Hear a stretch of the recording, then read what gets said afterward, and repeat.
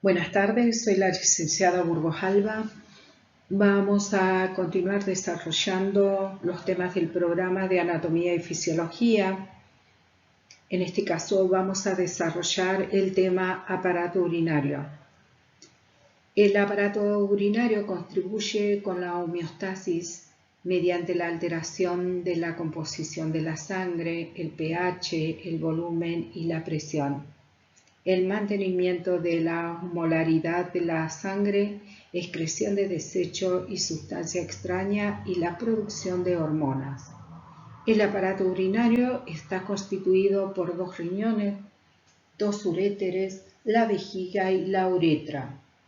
Después que los riñones filtran el plasma sanguíneo, devuelven la mayor parte del agua y los solutos a la corriente sanguínea. El agua y los solutos remanentes constituyen la orina que transcurre por los uréteres y se almacena en la vejiga urinaria hasta que es excretada a través de la orina. ¿Qué es nefrología?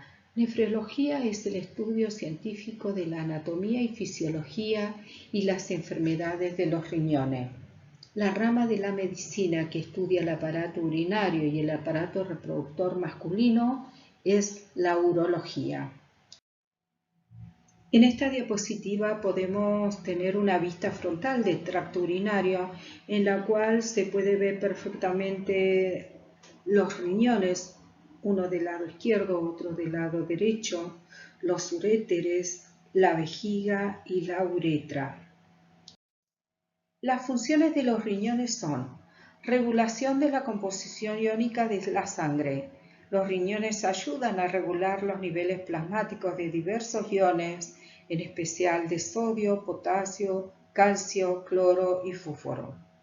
También realizan regulación del pH sanguíneo. Los riñones excretan una cantidad variable de iones de hidrógeno hacia la orina y conservan los iones bicarbonatos, que son importantes para amortiguar los hidrógenos de la sangre.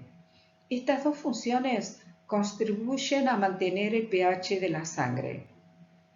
Regulación de la volemia. Los riñones regulan la volemia a través de la conservación o eliminación de agua en la orina. El aumento de la volemia incrementa la tensión arterial y un descenso de esta disminuye la tensión arterial. Regulación de la tensión arterial. Los riñones también intervienen en la regulación de la tensión arterial mediante la secreción de la enzima renina que activa el sistema renina, angiotensina y aldosterona. Otra de las funciones de los riñones es el mantenimiento de la osmolaridad de la sangre a través de la regulación de la pérdida de agua y por otro sistema, de la pérdida de soluto en la orina. Los riñones mantienen la osmolaridad sanguínea relativamente constante de 300 milimoles por litro. Producción de hormona. Los riñones producen 2 hormonas. El calcitriol, la forma activa de la vitamina D, ayuda a regular la homeostasis del calcio y la eritroproyetina estimula la producción de eritrocito. Regulación de la glucemia. Al igual que el líquido y los riñones, pueden utilizar los aminoácidos glutamina para la gluconeogénesis, que es la síntesis de la nueva molécula de glucosa, y luego liberar glucosa hacia la sangre para mantener una glucemia normal. La excreción de desecho y de sustancias extrañas. El riñón elimina toda sustancia que no cumple con una función útil en el cuerpo, como la amoníaco y la urea. Los riñones son órganos pares situados en los flancos entre el peritoneo y la pared posterior del abdomen. Se localiza entre la última vértebra torácica y la tercera vértebra lumbar. Cada riñón está cubierto por 3 capas de tejido. La capa más profunda o capa renal es una lámina lisa y transparente de tejido conectivo que se continúa con la capa externa del uréter. Esta lámina sirve como barrera para los traumatismos y ayuda a mantener la forma del órgano. La capa intermedia o cápsula adiposa es una masa de tejido adiposo que rodea la cápsula renal y sostiene con firmeza en su sitio dentro de la cavidad abdominal. La capa superficial o facial renal es una capa de tejido denso e irregular que fija al riñón a las estructuras que lo rodean y a la pared abdominal. Anatomía interna del riñón. En un corte frontal muestra dos regiones, una superficial de color rojo claro llamada corteza renal y una región profunda denominada médula renal. Un lóbulo renal consta de una pirámide renal. La corteza y las pirámides renales de la médula constituye el parénquima o porción fundamental del riñón. Dentro del parénquima se encuentran las unidades funcionales del riñón, alrededor de 1 millón de estructuras microscópicas llamadas nefronas. El filtrado que se forma en las nefronas drenan en los conductos papilares grandes. Estos desembocan en estructuras en formas de copas llamadas cálices menores y mayores. Cada riñón tiene entre 8 a 18 cálices menores y 2 o 3 cálices mayores. A partir de los cálices mayores, la orina drena a una cavidad más grande denominada pelvis renal y luego a través del uréter hacia la vejiga. En esta imagen podemos observar perfectamente la cápsula renal, las pirámides renales, los cálices mayores y menores. Irrigación e inervación de los riñones. Los riñones están irrigados por las arterias renales derecha e izquierda. En los adultos, el flujo sanguíneo renal es de 1.200 mililitros por minuto.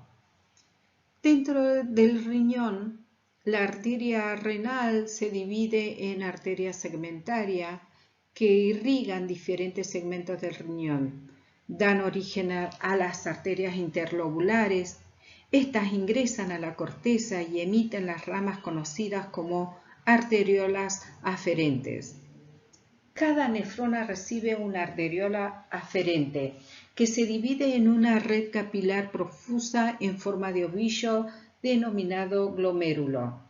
Los capilares glomerulares se reúnen para formar la arteria eferente que transporta sangre fuera del glomérulo.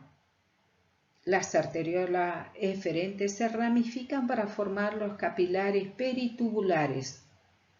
Los capilares tubulares se reúnen para formar vénulas peritubulares y más tarde las venas interlobulillares. La sangre abandona el riñón a través de la única vena renal que sale por el ilio y desemboca en la vena cava inferior. Los nervios vasomotores de la división simpática del sistema nervioso autónomo inervan los vasos sanguíneos renales y contribuyen a regular el flujo sanguíneo a través del riñón. La nefrona constituye la unidad funcional del riñón. Se encarga de 3 procesos metabólicos: filtrar la sangre, retornar la sangre, la sustancia útil para que no se pierda del cuerpo, y retira de la sangre las sustancias que no son necesarias para el cuerpo. Las nefronas mantienen la homeostasis de la sangre y produce orina. Partes de una nefrona. Tenemos el corpúsculo renal, constituido por el glomérulo y la cápsula de Bowman. El glomérulo está formado a su vez por una tupida red de capilares sanguíneos envuelto por una membrana denominada cápsula de Bowman. En el interior de esta cápsula entra una arteria denominada arteriola aferente y sale otra llamada arteriola eferente. La cápsula de Bowman es una membrana de doble hoja que se invagina sobre sí misma para alojar el glomérulo, creando en su interior un espacio, el espacio de Bowman, donde se recoge la orina filtrada del glomérulo. Túbulo contorneado proximal es la continuación del corpúsculo renal. Presenta dos zonas, una situada en la corteza renal que presenta muchas sinuosidades alrededor del corpúsculo renal y otra situada en la zona medular del riñón, mucho más recta que la primera.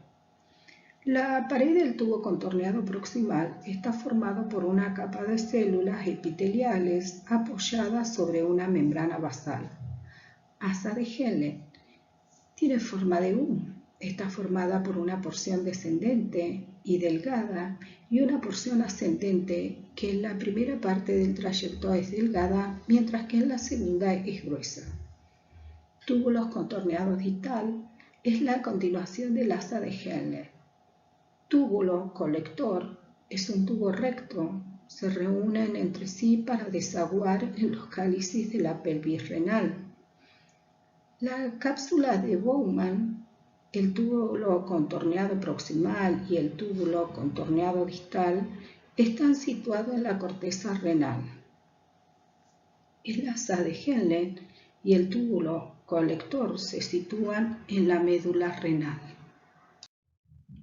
En esta diapositiva muestra la anatomía de filtración de sangre de los capilares a través de la membrana basal glomerular de la nefrona. En esta diapositiva podemos observar cómo la red capilar está distribuida tanto en la corteza renal como en la médula renal. Formación de la orina. La homeostasis consiste en el mantenimiento constante del medio interno sin modificación de los parámetros bioquímicos. Esta función se lleva a cabo gracias a los riñones, que se comportan como una estación depuradora de la sangre que atraviesa los glomérulos renales. La formación de orina definitiva que produce el aparato excretor es el resultado de tres mecanismos diferentes. Primero, filtración glomerular. Segundo, reabsorción tubular. Tercero, secreción tubular. La filtración glomerular, la sangre que atraviesa los glomérulos, es sometida a un proceso de filtración que la hace pasar desde la luz de los capilares glomerulares hacia la luz de la cápsula de Bowman. La barrera de filtración la forman endotelios de capilares glomerulares, la membrana basal y la capa de células endoteliales podocito de la cápsula de Bowman. No todos los componentes de la sangre son capaces de atravesar esta barrera. Así, en condiciones normales, las células sanguíneas y las moléculas de medio y alto peso molecular no son filtradas. El filtrado glomerular está compuesto fundamentalmente por agua, electrolito y moléculas de distinta naturaleza pero de bajo peso molecular, manteniendo una concentración similar a la del plasma sanguíneo. En el filtrado glomerular apenas existen proteínas, dado que su elevado peso molecular dificulta que atraviesen la barrera glomerular. La presión efectiva de filtración es el resultado de la diferencia de presión entre la presión hidrostática de la luz de los capilares glomerulares y la presión hidrostática de la luz de la cápsula de Bowman. Esta presión favorece la salida de los líquidos hacia la cápsula de Bowman. La presión oncótica del capilar glomerular se debe a las proteínas del plasma que por su carga eléctrica de superficie son capaces de atraer y retener agua y soluto dentro de la luz capilar, Esta presión evita en cierto grado la salida de un mayor volumen de líquido hacia la cápsula de Bowman. Segundo, reabsorción y secreción tubular. La reabsorción, que es el retorno de la mayor parte de agua y de muchos de los solutos filtrados hacia la corriente sanguínea, es la segunda función básica de la nefrona y del túbulo colector. Alrededor del 99% del agua filtrada se reabsorbe. Las células epiteliales a lo largo del túbulo y de los túbulos colector. Los solutos reabsorbidos por el proceso tanto activo como pasivo son la glucosa, los aminoácidos, la urea y ciertos iones como el sodio, potasio, calcio, cloro, bicarbonato, fósforo. Y también se absorben por pinocitosis proteínas pequeñas y péptidos. La tercera función es la secreción tubular. Es la transferencia de la sustancia de la sangre y de las células tubulares hacia el filtrado glomerular. Las sustancias secretadas son los iones de hidrógeno, potasio, amonio, creatinina y algunos fármacos como la penicilina. La secreción tubular tiene dos consecuencias importantes. La secreción de hidrógeno, que ayuda a controlar el pH sanguíneo, y la secreción de otras sustancias que contribuyen a eliminarla del cuerpo. La angiotensina 2, la aldosterona, la hormona antidiurética, el péptido natriurético atrial y la hormona paratiroidea regulan la reabsorción de soluto y agua. Una vez visto el tema filtración glomerular, absorción y secreción tubular, producción de orina, vamos a pasar al tema transporte, almacenamiento y eliminación de la orina. Uréteres. Cada uréter conduce la orina desde la pelvis renal hasta la vejiga. Las contracciones peristálticas de las paredes musculares de los uréteres impulsan la orina hacia la vejiga.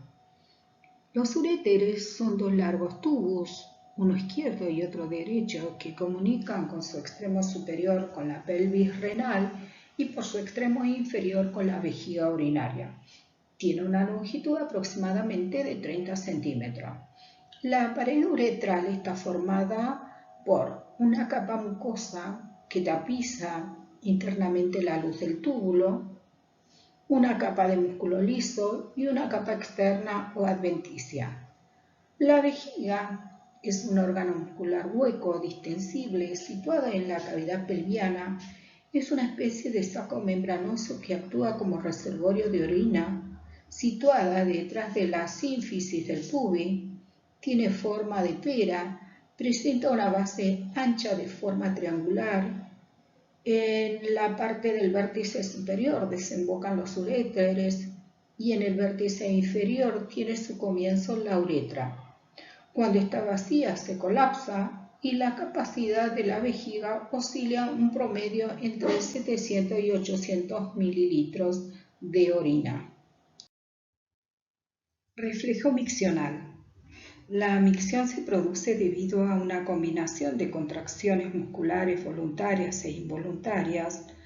Cuando el volumen de la orina en la vejiga excede los 200-400 mililitros, la presión en su interior aumenta en forma considerable y los receptores de estiramiento de su pared transmiten impulso nervioso hacia la médula espinal.